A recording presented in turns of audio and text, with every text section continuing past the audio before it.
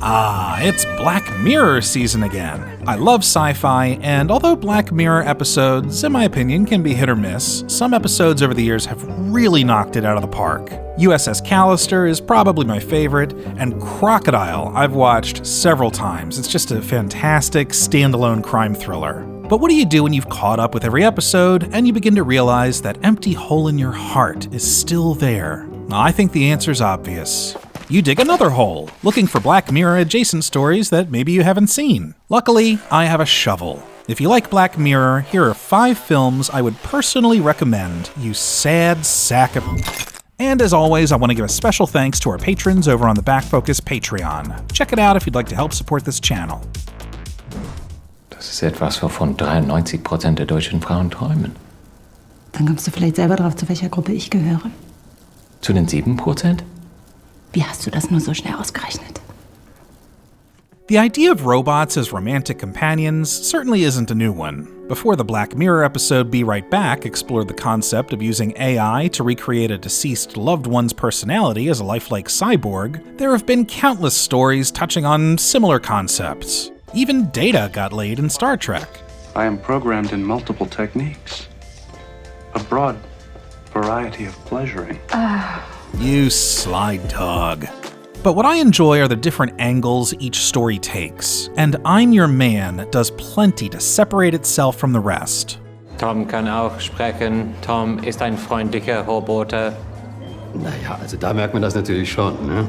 Introverted and isolated museum department head Alma likes to unwind by studying Sumerian cuneiform. Much to her chagrin, she's also part of an ethics committee to determine whether or not robots should have human rights, and as part of her position, she reluctantly agrees to a 3-week test drive of one of the latest models, Tom, designed and programmed to be the ideal romantic partner. Und an Liebe bist du gar nicht interessiert. 0,0. An Zärtlichkeit? Einer intimen Annäherung? Einem tiefen Blick in die Augen? Definitives Nein. Tom has already been given a detailed history of Alma, her likes and dislikes, her personality, but he's also programmed to adapt. Am Anfang werde ich Dinge tun und sagen, die du ablehnst, aber diese Fehler werden sich immer mehr minimieren. Du wirst sehen, bald ist jeder Schuss ein Treffer. Not to mention he's a walking, talking encyclopedia, and there are times when Alma, almost as if she's reminding herself of this artificiality, throws questions at him like ChatGPT. Was ist der Sinn des Lebens? Die Welt in einen besseren Ort verwandeln. Was ist das Traurigste, was du dir vorstellen kannst? Allein zu sterben?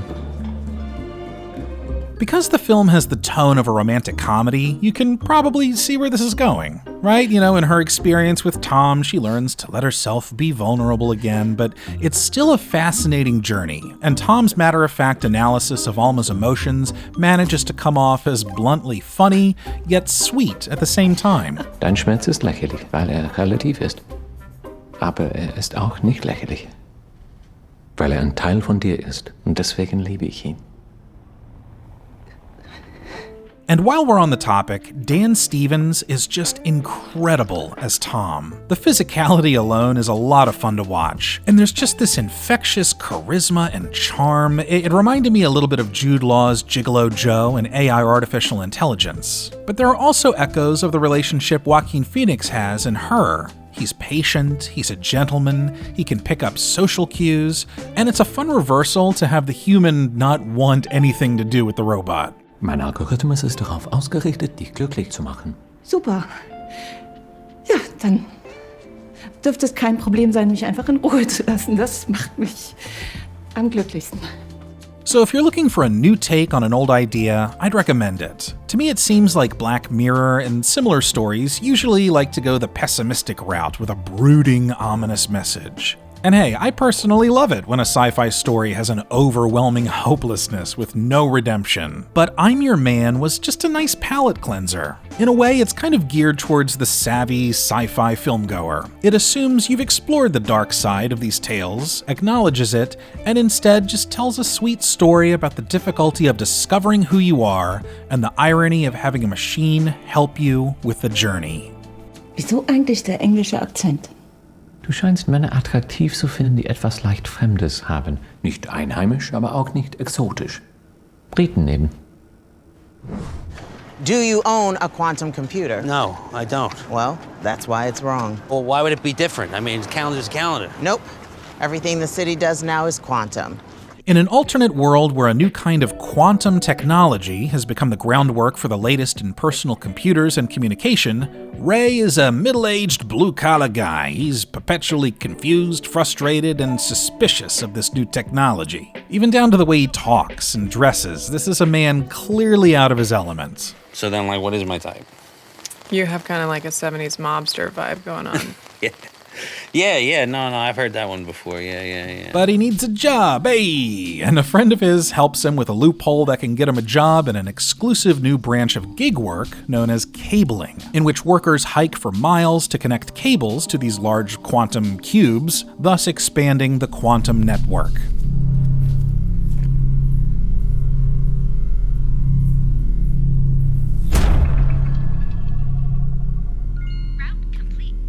So Lapsus certainly has one foot in the world of science fiction. It reminded me a bit of the Black Mirror episode 15 Million Merits, but instead of portraying a heightened dystopia, it's extremely grounded in its presentation. The parallels to gig companies we're all familiar with are obvious and relatable. Ray is like that shady uncle you have who's been bouncing around blue-collar jobs for years, and then suddenly he discovers Uber. He thinks he's the first guy that discovered it. Hey, they're making a killing doing this. Why am I looking at this? Look, people make like thousands in a weekend. And similar to Uber, there are a few catches, like the development of automated self-navigating robots that will be taking the same route you're taking. And if they get to the cube before you, you've lost your payday. These little helpers are your friends, picking up the slack when routes can't be completed, and always pushing cablers to set new personal bests. So, of course, there's a whole subgroup of cablers who aren't thrilled about losing their income to machines. One such cabler is Anna, a part-time journalist who's been speaking out against these cable companies and the predatory treatment of their independent contractors. How many of these cabling companies are there? What is it, like 8 or 9 or 10 or whatever? And they all have to compete in the market, right? Actually, as you read in my article, it's a monopoly. They're all owned by the same umbrella company, but monopolies are a separate issue. Look, continue. As a former Uber driver, I am so familiar with the kinds of conversations Ray has with other workers in this film. Like, yeah, it seems like, hey, it's a cool part-time gig, but if you're fully dependent on it, you know, driving 12 hours a day, peeing in a Gatorade bottle, tracking your miles for your taxes, but wondering if it's better to go the other route and itemize car expenses because on one hand you did put 33,000 miles on your Mazda 3 over the course of a year, but then, someone rear-ends you on the 110 while you have a passenger in the car and you have to go through the insurance company provided by Uber while hoping your actual insurance company doesn't find out that you're driving for Uber, and then while your car gets fixed, you lose 3 weeks of income and think to yourself, I wonder how long I could go without visiting a doctor. Surely there's a tutorial on YouTube about how to check my own testicles for abnormal growths. How hard can that be? Anyway, if you're looking for a heightened commentary on the gig economy, or just a reminder of why you stopped doing shit like this in the first place, check out Lapsus. For being part of a film genre that supposedly provides an escape, it depicted a hopeless reality that sure made me feel trapped again. It'll tell you when you can rest. Rest denied. Rest denied. We want to sample you. We want to preserve you, and we want to own this thing called Robin Wright. I watched The Congress over a decade ago, and although it was purely science fiction, fast forward to today, it is alarmingly prophetic. Robin Wright plays a fictionalized version of herself. In this universe, Robin has gained a negative reputation in Hollywood as someone who's unreliable and difficult to work with. She also has a son suffering from a rare genetic disorder, and she's struggling to pay for his expensive treatments. Would that be a sign of decline? Well, it's too early to say, but it looks as if he is deteriorating steadily in terms of his hearing loss. Yes. But there's been something brewing in Hollywood. Although not perfected yet, studios have begun to use AI to recreate the likenesses of actors, and they're able to manipulate these likenesses to achieve whatever performance they want. I'm talking about the movie, by the way, not actual real life, which it does apply. What's the difference? The choice? Yes, the fucking choice. Al, what are you talking about? It is the gift of choice that is being taken away. I don't want somebody else deciding when I can be what I want to be. I want to decide. That's my choice. The same concept was explored in the Black Mirror episode Joan is Awful, but the Congress, it's 2013. It was ahead of the curve, man. What do you say? When Robin receives a huge lump sum offer from Miramount Studios, she agrees. There's one condition. She may never act again. Come on, give me a big laugh.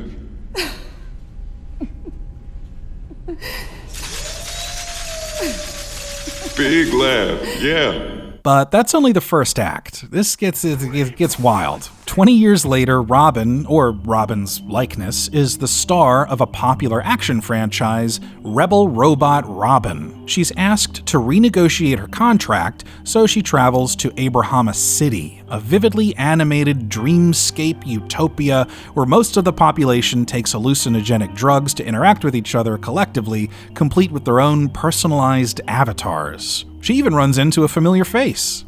What have you been doing all these years? I was with UNICEF, handing out food to the hungry kids of Africa. That's not actually Tom Cruise doing the voice, by the way, but that's a funny idea that Cruise would just choose himself in the Top Gun era as his avatar. As the head of Miramount explains, Robin's new contract would allow people to ingest a chemical compound that would allow them to imagine her likeness doing anything they want on an individual level. They could even become her. Now tell me something, Robin. When you fantasize alone in bed in the dark, do you pay him or her royalties? The idea that Robin, in selling her likeness in perpetuity, would allow other people to mold her how they wish almost renders her meaningless. She's doomed to be a hollow replica, devoured both metaphorically and literally. You're the sixth one today. The sixth what? The sixth Robin, right. I guess they didn't look as Robinish as you do. Even though I still feel like the Congress it's a little uneven and heavy-handed in its presentation, parts of it have really stuck with me over the years. Seeing the rise of generative AI certainly brought it to the forefront of my mind again, but I've also always deeply loved one particular scene. In the first act, when Robin is getting her body and personality scanned, Harvey Keitel, as her longtime agent and friend, Al, delivers a beautiful, heartbreaking monologue of longing and regret. This is your last performance. And I guess it's your biggest savior. Of all the fears, all the demons, you didn't deserve that. You didn't deserve it.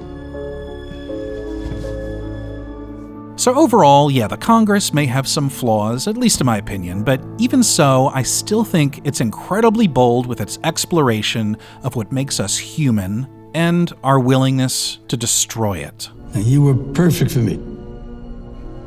As lovely as an angel, and with the worst defect an actress can have. Fear. Such fear. Number 9 is not a starter home. This house is forever. The perfect environment for a young family. Do you have children? No, not yet. No, not yet.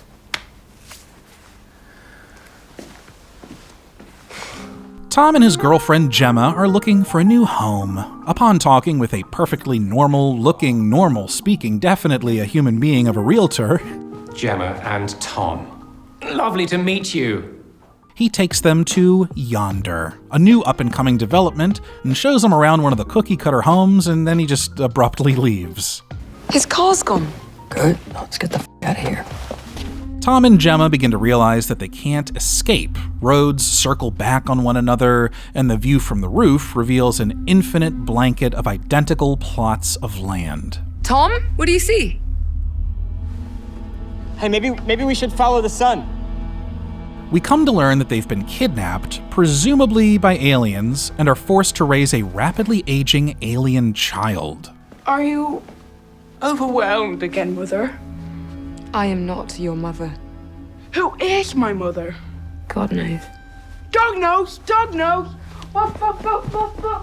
This is where the juice of the movie is, man. It serves as a terrifying, claustrophobic parallel to Parenthood, which is also terrifying and claustrophobic.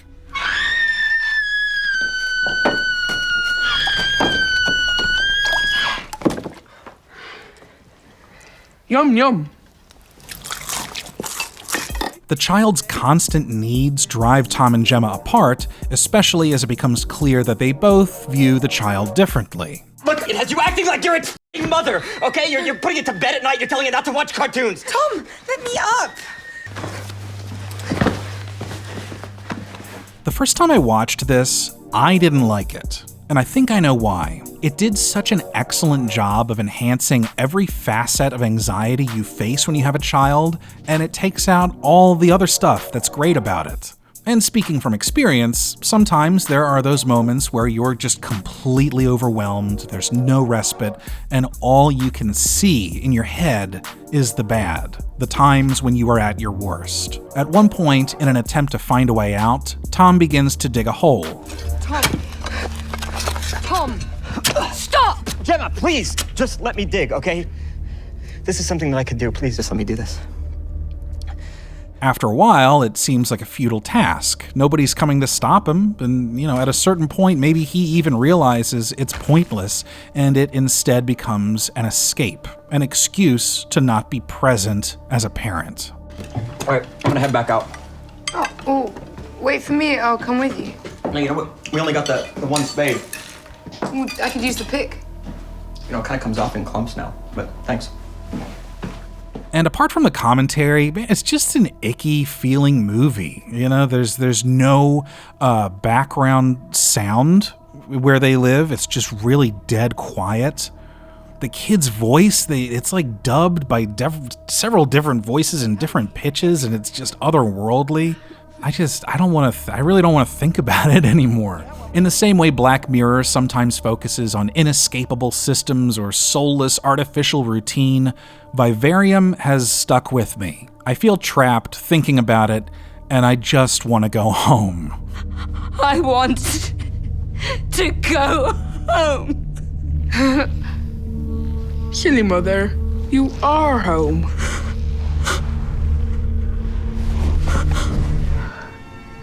I'll be right here, Marjorie.